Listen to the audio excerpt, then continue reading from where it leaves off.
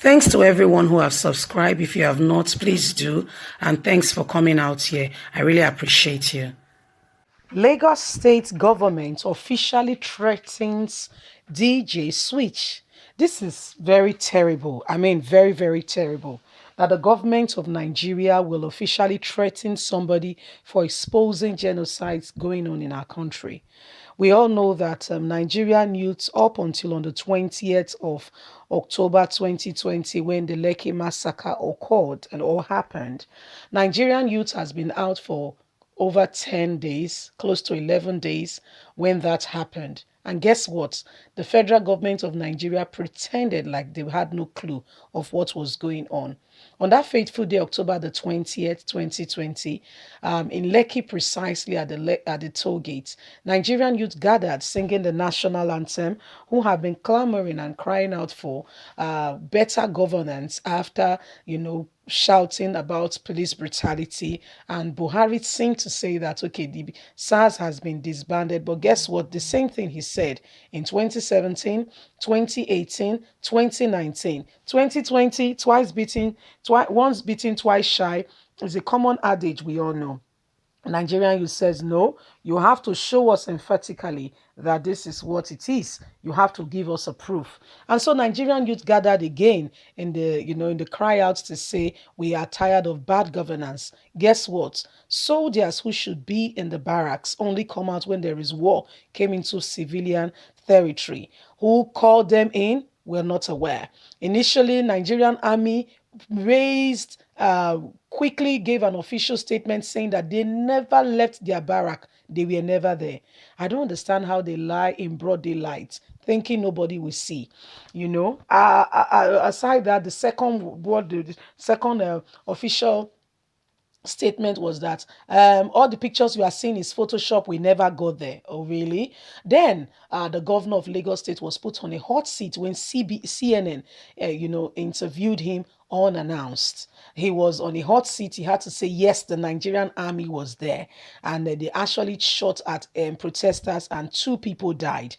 Prior to this time, Governor Sanwo-Olu said nobody lost their life. And you are wondering, really? Okay, moving on, fast forward.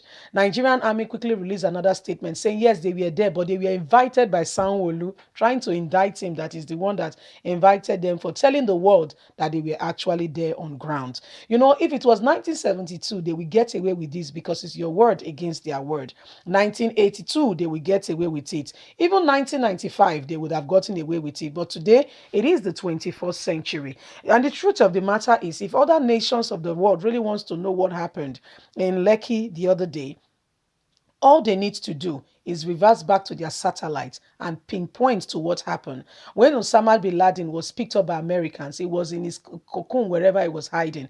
Satellite picked up his image, and before you could say Jack Robinson, they were in and out of the country with his body. So if they really want to get to the end of it, Nigerian government lies will be shut up all for once. Nigerian government has gone on to threaten DJ Switch because she was one of the persons who was reporting live as the matter was going on and making the whole world stand at attention of how Nigerian government was committing genocides, massacring their very own citizens, talking about the future of the country. DJ Switch has, however, escaped out of the country, and we reported to you that she was with the Canadian Parliament, where she explained to them what happened and the role Nigerian government has played. Now, what Nigerian government is doing, Lagos State precisely officially threatening her, telling her that she will not have peace. Let's get on to the news. One will ask, what is really a lie? What is really truth? Who is lying and who is telling the truth? Do we know who to believe anymore? Maybe I stand at the motion and where I stand to be corrected of what is going on in this country. Most of us watch the video live on Instagram. Most of us read the news. Why? Some of us were praying for a better Nigeria. The video includes films of dead bodies at the Lekki toll gate and the killing done by soldiers, Nigerian soldiers. What is really the question of the government? People there present confirmed it. Others videoed and showed it on Twitter, on Instagram. Some of our weapon during the NSAS protests was our voices crying out to end police brutality and for a better governance in our country, Nigeria. What if those who were killed had no relations? What if the relations met the government, but they have told them to be quiet and have disclosed to them that if they say anything, have been threatened to be silenced? No one has come forward because even those that we are filming has been threatened time and time again. We have seen journalists turn up dead unannounced. A lot is going on in the country. DJ Switch has managed to escape. Lagos state government issued a statement saying she would never have peace for putting the country in a bad light to the rest of the world. Excuse me, who invited, you guys have still not answered this question. Who invited soldiers into Lekki that fateful night? Is there a war going on? Is there a war between two countries? Even in civil war, there is still division how the army should comport themselves. That's even in a civil war. That's war within a country. There is still the way they should comport and carry on themselves. Not talking less about people just protesting just with their mouth, and what they are protesting about is even for you guys. Eh?